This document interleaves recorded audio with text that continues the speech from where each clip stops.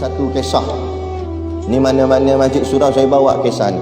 Sebab kisah ni memberi impak dan kefahaman yang sangat mendalam pada saya lah.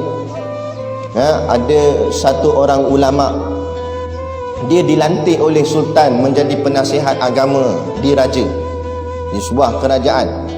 Dia dilantiklah sebab dia orang alim, jadi penasihat agama. Dan dia diberilah, orang cakap apa, kehebatan-kehebatan duniawi, pangkat, gaji yang tinggi, nak dapat rumah, dapat kenderaan, siap apa semua lengkap. Jadi penasihat raja takkan lekeh-lekeh, dapat semua kehebatan-kehebatan. Akhirnya satu hari sultan memanggil dia, "Wahai ulama, mari ke sini." Ulama ni pun datang. Kata sultan, "Tolong jawab 3 soalan daripadaku. Iaitu aku nak tahu yang pertama apa itu dunia, yang kedua apa itu akhirat, dan yang ketiga apa itu iman." 3 soalannya, bukan banyak, bukan sampai 30. 3 soalannya. Aku nak tahu apa tu dunia, apa tu akhirat, dan apa tu iman. Tetapi dengan syarat aku nak jawapan tu pendek sahaja. Tak nak panjang lebar syarah dia. Jawapan mesti pendek. Dan jawapan yang pendek tu pula aku faham, kata sultan. Yang ni yang payah Kalau jawab dan faham, ghalibnya nak bagi faham mana boleh jawab pendek. Kebiasaannya nak bagi faham kena syarah yang panjang. Tapi masalah sekarang sultan kata dia tak nak jawapan panjang-panjang. Dia nak jawapan pendek je, dan dia nak dia faham. Allah, payah. Akhirnya pening ulama ni. Lah kali tak boleh nak jawab, sultan panggil dia. Dah sehari dah aku tunggu jawapan daripadamu, tak ada jawapan. Ginilah, aku bagi tempoh seminggu, 7 hari. Kalau lepas minggu ni kamu tak jawab juga soalan ni, maka segala yang kerajaan bagi kat kamu akan aku rampas mula. Pangkat ambil balik, gaji ambil balik, rumah ambil balik, kenderaan semua ambil balik. Jadi ulama ni mula risau sebab dia dah, orang cakap apa, dah hanyut dengan keseronokan dunia. Dia dah sonok dengan dunia, maka dia risau dunia ni akan hilang, pangkat dia ni akan hilang. Akhirnya dia keluar daripada istana dan dia cari ulama-ulama yang lain untuk nak tanya soalan ni. Mana tahu ada ulama lain yang boleh berikan pada dia jawapan. Dia pergilah jumpa, pergi pondok mana pondok sini, jumpa tok guru ni, jumpa tok guru ni. Dia pun alim dah, dia pun tok guru ke, ulama besar ke. Tak, tapi sebab nak jawapan yang ringkas. Rata-rata ulama lain semua jawab panjang-panjang lebar. Dia kata tak boleh, sultan nak jawapan pendek.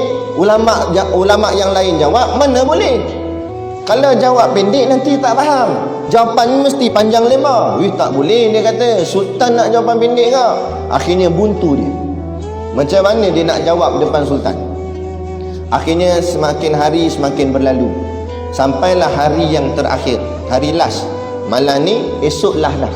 Kalau esok tak jawab juga, segala akan dirampas. Jadi dia pun termenung hari tu. Tengah hari dia duduk di bawah sepohon pokok waktu tengah hari, lebih kurang. Dalam duduk tengah termenung mikir masalah ni, dia mikir, Allah, habis kereta Alphard aku kena ambil, habislah jawatan aku.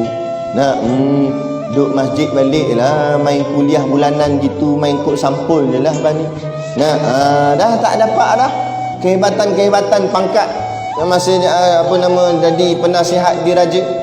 Lah kali tiba dekat dengan tempat dia termenung tu ada kebun. Ada satu orang pakcik sedang mengusahakan kebun dia. Jadi pakcik tu pun perasan, pakcik tu panggil dia, "Nak mari sini. Makan dah belum? Nampak murah macam ni." Dia kata, "Tak makan lagi." "Macam mana nak makan? Saya ni dibelenggu dengan masalah yang sangat besar." Dia kata, "Kalau gitu ginilah, makan dengan saya." Jadi dia ajak, pakcik tu ajak ulama ni makan.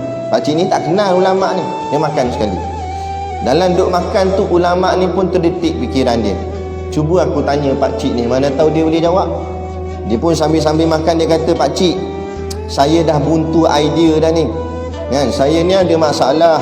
Ada orang, dia tak mengakukan depan pakcik tu bahawa dia ni penasihat agama.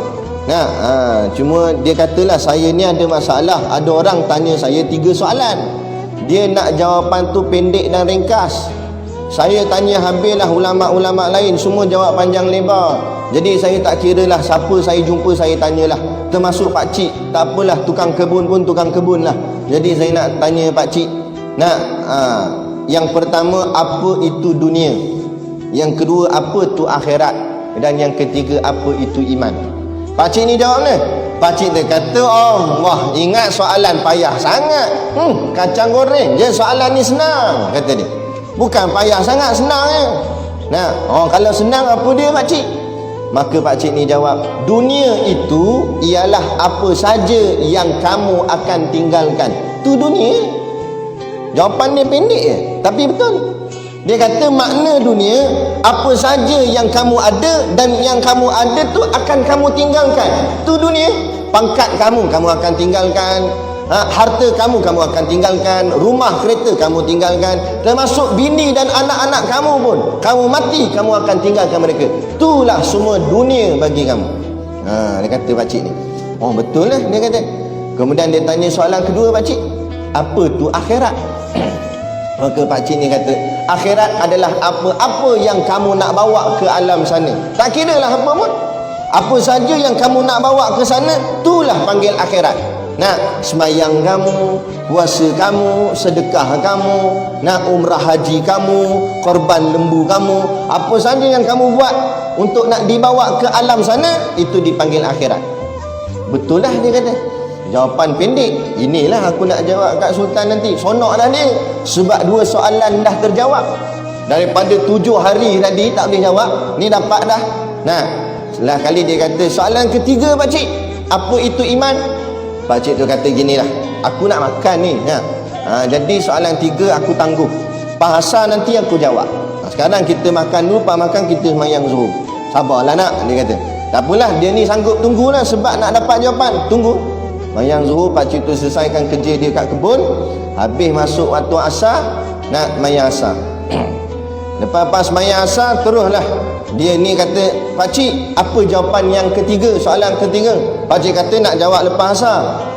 Dalam waktu tu, pakcik ni dia ada bela beberapa ekor anjing. Anjing yang digunakan untuk jaga tanaman. Dalam Islam, anjing kita bela untuk jaga kebun dibenarkan. Yang diharamkan anjing yang kita bela untuk main dalam rumah. Itu baru malaikat tak masuk rumah, kan? Tapi sakat jaga kebun boleh. Jadi pakcik ni dia ada anjing yang jaga kebun. Jadi anjing tu pula waktu tu tengah makan sisa-sisa makanan yang depa makan masa zuhur tadi. Kan depa makan nasi tadi, jadi tinggal tulang-tulang, baki-baki makanan tu longgok kat tempat sampah, anjing tu makan situ. Jadi kata pakcik ni, nak, kalau kamu nak jawapan yang ketiga, apa itu iman, syaratnya kamu kena makan dengan anjing ni.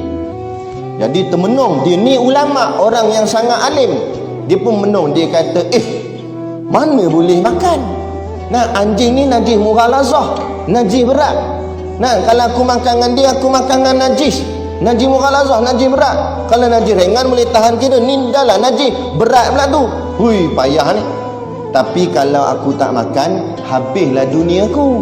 Pangkat aku kena rampas, jawatan aku kena ambil, rumah kita aku kena ambil. Hui, lagi masalah dia kata. Nak tak nak kena makan lah. Dia pun berlari kat tempat anjing tu untuk makan dengan anjing.